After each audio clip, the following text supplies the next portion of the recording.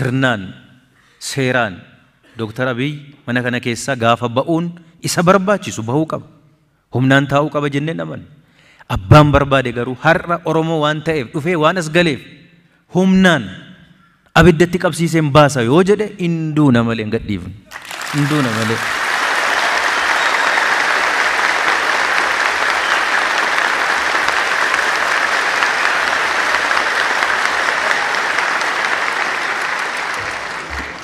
Har'a asitti hin dubbannu gaaf tokko seenaan hin dubbata malee warra waggaa 7-8 warra adamsamaa turre nuti. Warri gurraa bahuuf galuu keenya nu jala deemanii nu sodaachisaa turanii. Warra iddoo teenyurraa ari'amne nu. Har'a miti qabsoon kan jalqabe. Teessoo keenyaaf miti. Hawwii teessoon qaban. Hawwii aangoon qaban. Aangoo foo ta'e aangoo irra ture Oromoonu. Jabana Minilik, Jabana Haile Sillaasee, Jabana Dargii aangoorran turre biiroo keessa ture malee aangoon qabu aangoorran turre.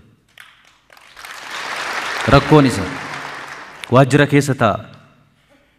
Maqaan isaa jeneraala, maqaan isaa ministeera. Barcumatu kennamee fi gamoo bareedaa keessa taa'a malee aangoorra taa'ee hin beeku. Riformiin gajjallaan geenye gubbaatti hafee warreettan jirtu. Gajjallaa ga'ee jira riformiin. Fakkeenya biyyi kun liqaan mootummaa Chaayinaa irraa fudhatte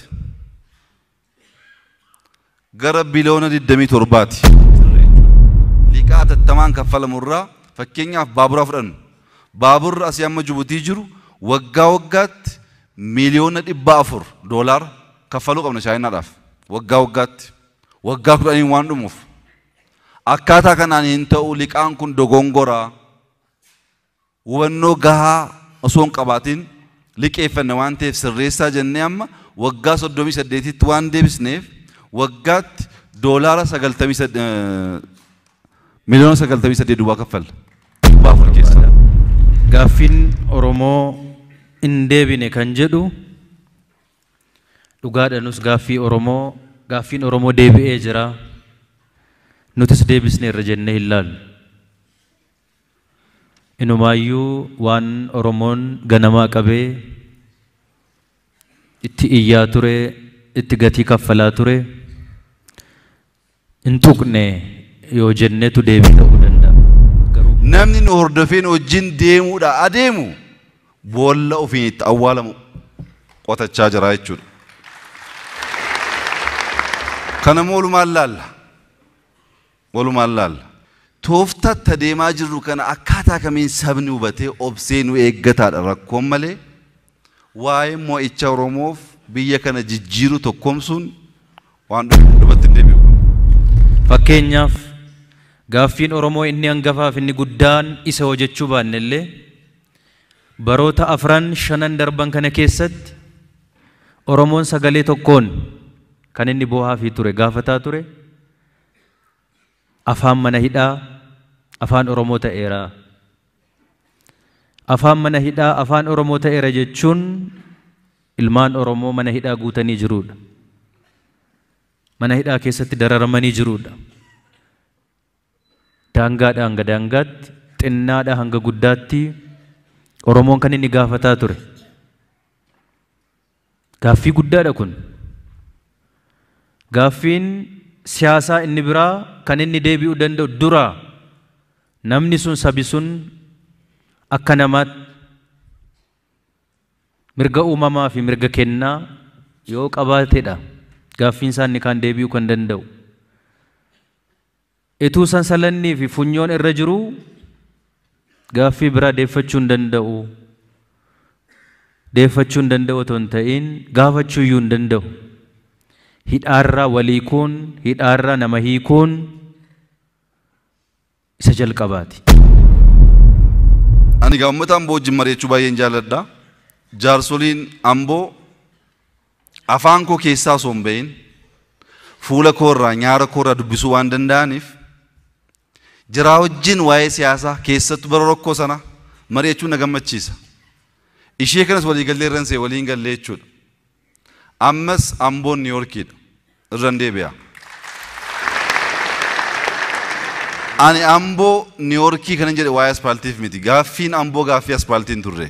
Gaaffii bilisummaa, gaaffii walqixxummaadha. Mootummaan Ameerikaa waraanee biyya tokkoomsee eega fixe booddee Statue of Liberty siidaa bilisummaa kan dhaabe Niiwoork irratti. Siidaan bilisummaa kan akkas jettee dubartii tokko agartan. Sun Statue of Liberty jechuun siidaa bilisummaa jechuudha. Niiwoork keessa jira. Siidaan bilisummaa Oromoo Amboo keessa jira.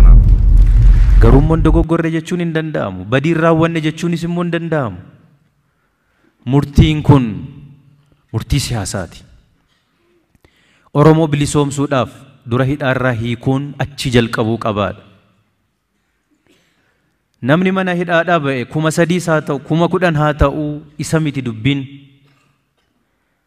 Namni Oromoon hidhaa keessa jiru hidhaarraa ba'uu jechuun Oromoo bakkee jiru hidhaarraa hiikuu jechuudha. Onnee akka inni argatu, seexaa akka inni argatu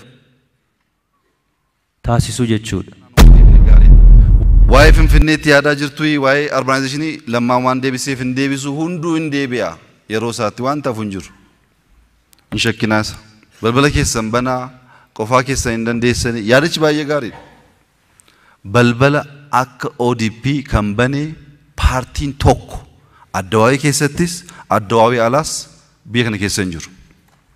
Hin jiru. Yaa'ideen gaddaa nama koree giddu galeessaa dhaabaa kan ture dhibbeentaa 70 baasee humna haaraa kan gashe eenyu? Milkeessaan ODPdhaa? Taayyeen ODPdhaa? Eessaa dhufee gale? Balballi banameenyaan gale. Humni haaraa galuu waan qabuuf. Kamaal kaabinee miti har'a? Abbabeen kaabinee miti har'a? Waa'ee balbala banuu ODP'tti mun dogongora. Maaliifi kaabineen mootummaa naannoo Oromiyaa woo xiqqaate dhibbeentaan 80 hayyuudha. Miseensa ODP'yyuu miti. Balbala keenya garmalee banneetu Oromoo gashaa jira. Maaliif kan hunda keenya waan ta'eef. Harkaaf miilla hidhee jechuun gaafa cancalli namatti galu qofa miti. Namni daldalaan bilisummaadhaan gadi baheen daldalatu taanaan hidhaa keessa jira.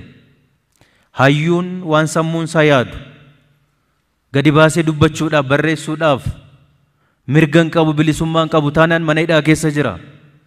Dirqama Qilintoo dhaquun barbaachisaa miti. Eenyu kana hundaa kan hidhe abbaa qaba.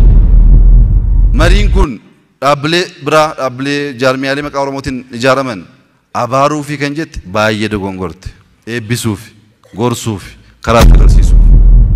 Nama akkasitti ani nama oliitii abbaan barbaade hidhee abbaan barbaade ajjeesee nama jiraachuu danda'u ani jedhu akkasitti of guute dhiigni isaa hiddi dhiiga isaa kanaan of guute mee xinnoo gadi bu'ii achi taa'ii jechuun baay'ee ulfaataadha. Baay'ee ulfaataadha. Siyaasni biyya kana shiraa fi daba cimaadhaan masakamee gaggeeffamaa dhufee fi gaggeeffamaa jiru kana keessatti akkasumatti lufee lafa bu'uu danda'a jennee yaadna taanaan ulfaata. Rakkinni ilaala raayyaa ittisa biyyaa keessatti waggaa lamaan irraa isiniin hin jedhu waggaa har'aa mootummaan naannoo Oromiyaa fi raayyaan ittisa biyyaa wal kasasaa baane miti. Anis pirezidaantiin ture waltajjiitti ba'ee etuun sodaatiin namumti dheeraan kun warra kanatu uummata keenya fixaa jira.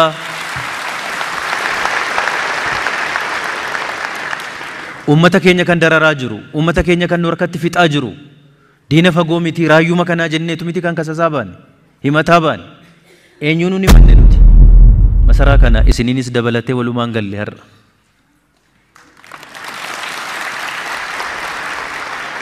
Masaraa Oromoo gochuudhaaf miti. Masaraa haqaa, masaraa dhugaa godhuudhaaf gale Oromoon malee masaraa Oromoon qofti keessatti sirbu. Yoo goona taane nus warra kaleessaatti taana. Hin barbaannu isa nuti. Isa miti.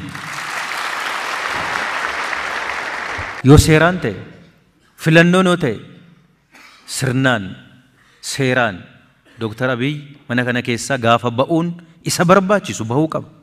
Humnaan taa'uu qaba jennee naman. Abbaan barbaade garuu har'a Oromoo waan ta'eef dhufee waan as galeef humnaan abiddatti qabsiiseen baasa yoo jedhe hinduuna malee hin gadhiifnu hinduuna malee